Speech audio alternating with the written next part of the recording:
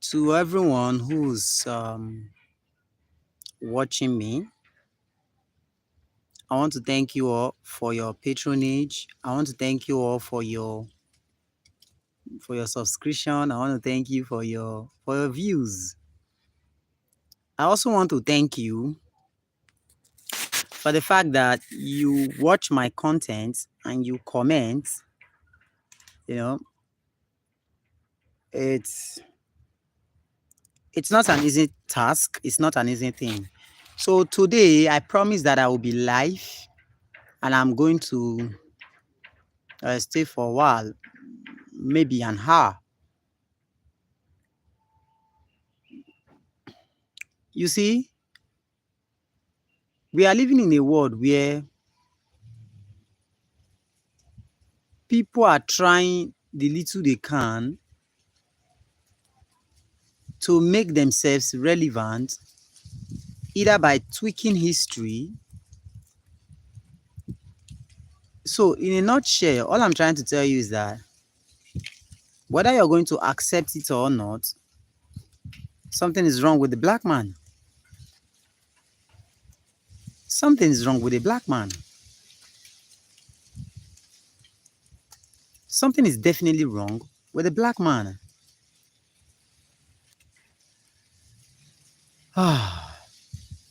Sometimes when it comes to talk like this, I, be, I become so sober because the things I'm seeing, not so many people are seeing them.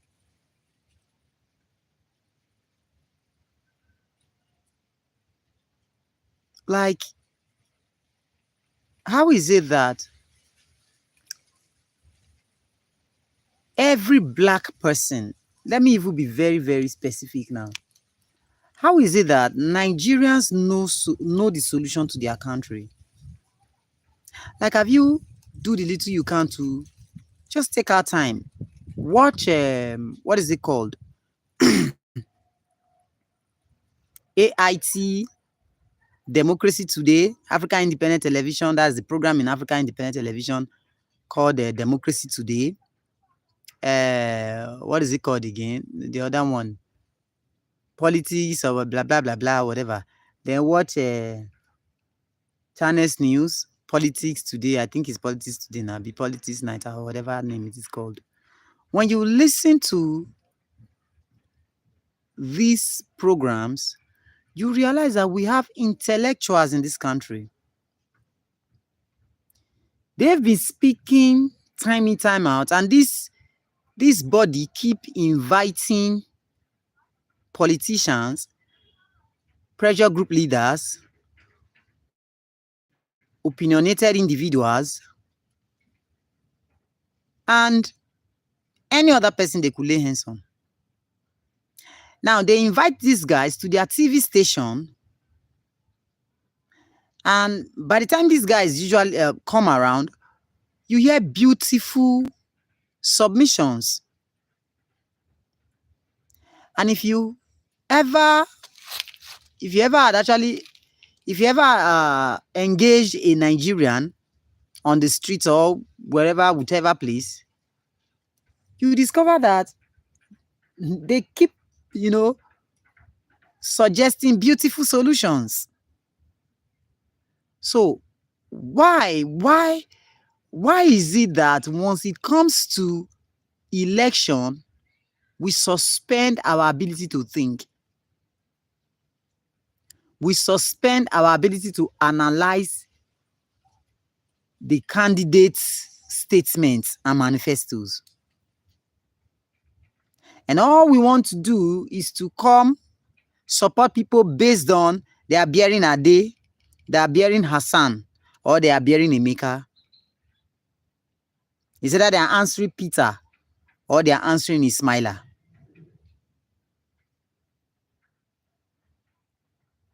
You see, in Patrick Ogbayangbo's statement, it is a pitiable dismal pisma that we are here today. And it's not like it's going to change anytime soon. It's not like it's going to change anytime soon.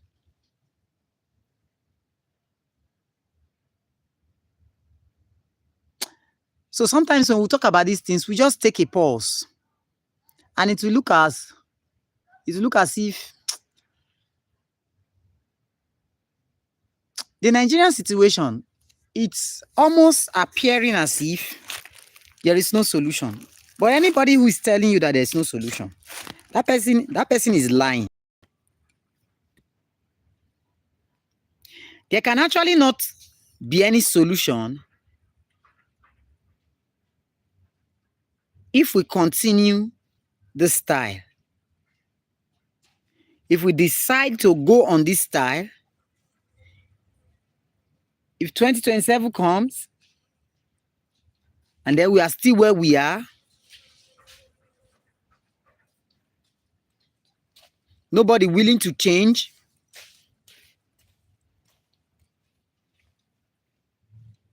Hausas are still ready to queue behind one criminal and then vote them.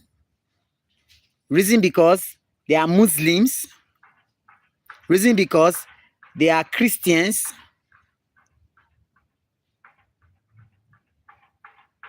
We will continue in this way.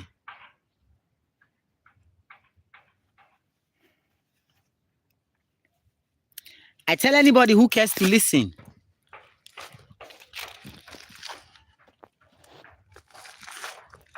if you care to listen, some people will reach out to you and they will tell you that, oh, there is no solution to the situation that Nigeria had found herself. They may be right, in the sense that if we refuse to change, the status quo will always grow worse. It will always grow worse.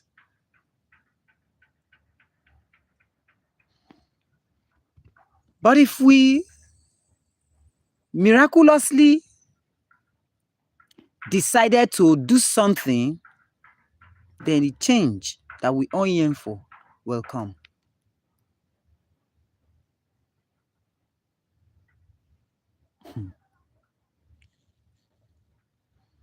It's a pity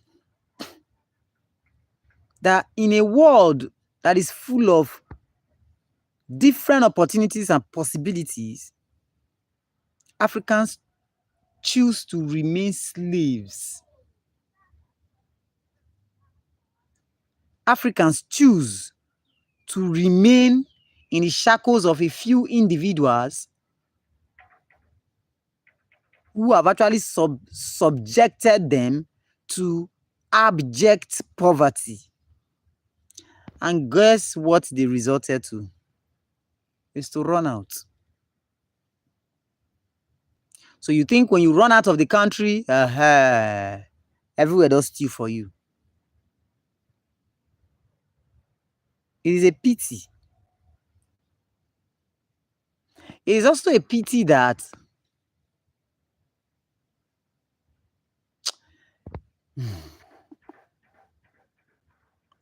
Nigerians are not just ready for solutions.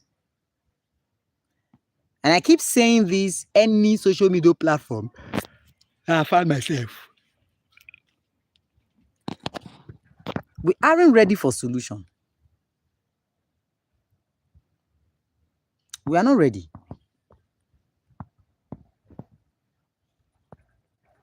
We are not ready for solution.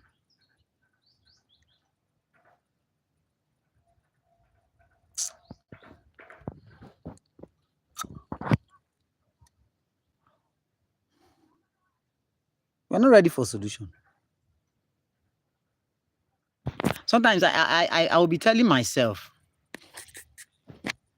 today I was having a chat with my students,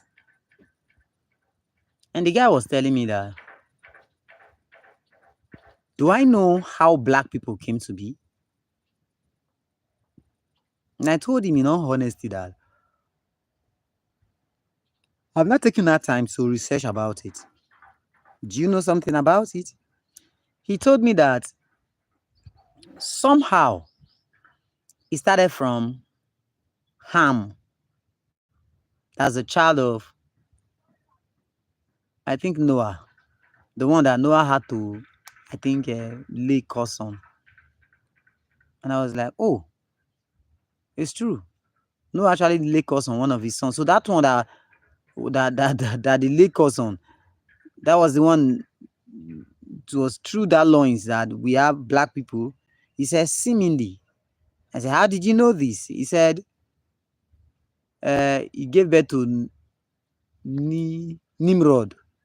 That word Nimrod also kind of metamorphosed into Negroid. And he started giving me points upon points, points upon points, points upon points. And I just looked at it. I was not saying that maybe that's the reason black people are behaving the way they behave. Because if you have a different opinion, a different point, though I have not researched into it, I will definitely research into it to know. And when I come online next time, I'm going to say something in that regard. So I'm begging everybody. Black people are not ready for change. All we are ready for is to continue the problem and then hustle so hard to pinch yourself or strategically pin yourself where the problem can pay you. That is the issue. That is the issue we are having. And it's a pity. It is just a pity.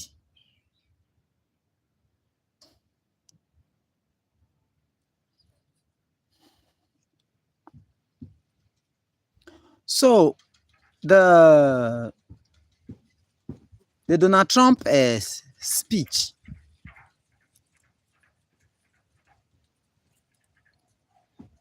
you see, Donald Trump made his speech, and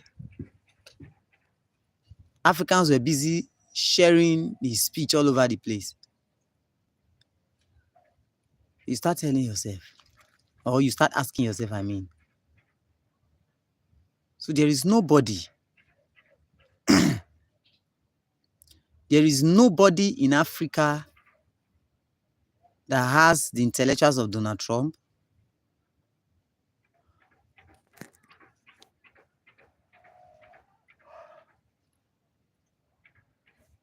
It is a pity. But I'm here to tell you that we've actually received people.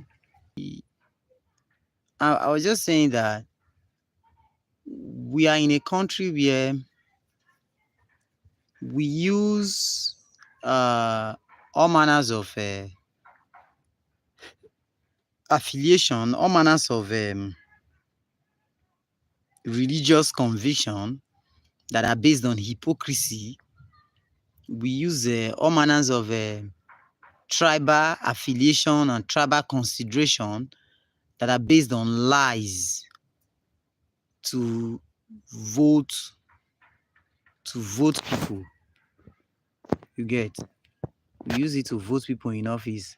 And when they are done entering into political office, the next thing we do, we'll be expecting these people who are mere they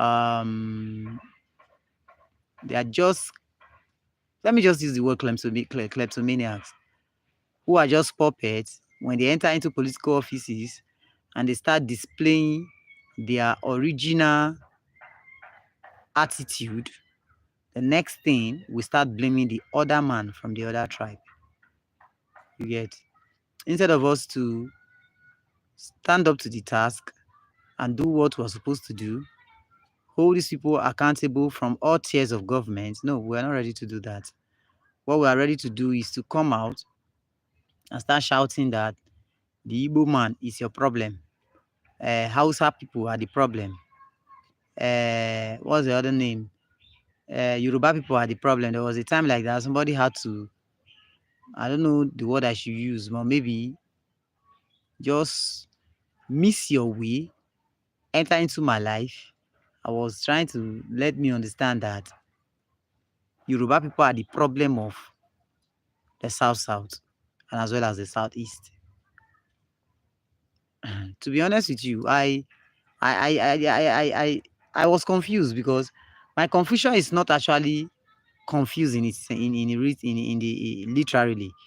It's just the fact that I was confused that how can a human being with his brain intact eh, come to me to tell me that Yoruba people are the reason Southeast and South don't have seaports. They are the reason. There was another thing he made mention of. He mentioned about 3 things indicting the Yoruba people. And I was telling him one question. How naive can you be? So, as old as you are, he said, no, he's going to forward me some evidence. He's going to forward me some evidence. I said, okay, I'm waiting for your evidence. Only for him to forwarded me 3 videos. These videos are a video of one woman, whether a Kebula, be a Kabula, or whatever, that was busy taunting the Yorubas and claiming hippie insult, hippie blames on the Yorubas. When it was done, I messaged him because the life had already ended as at then. I messaged him, I said, cool, bro, never in your life send me terrible videos like this again, ever. Don't ever try it. Don't try it.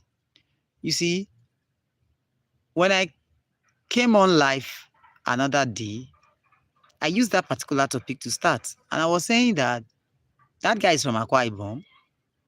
He was saying that some of the state and federal projects, that's federal institutions and facilities that are in Akwa Ibom, are being relocated to Lagos State. That is the Yoruba people. Then I said that, come. So you mean your governors in Akwa Ibom are so dumb? Your senators in Akwa Ibom are so dumb. Your local government chairmen in Akwa Ibom are dumb. Your commissioner in Akwa Ibom are so dumb that Yoruba people came to your land and they were able to brainwash them or kind of smoosh them, smooth talk them, that they now had to, sign everything they need to sign. Or are you trying to say that Yoruba people just came to your state to move, if at all such happened, Yoruba people came to your state and they moved state institutions, state facilities from Akwa Ibom without any of your governors, name the political leader or traditional ruler, being aware?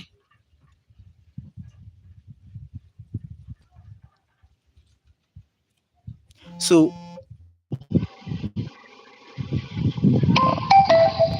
I'm having a call again. Please, I'll be back. Please, I'll be back.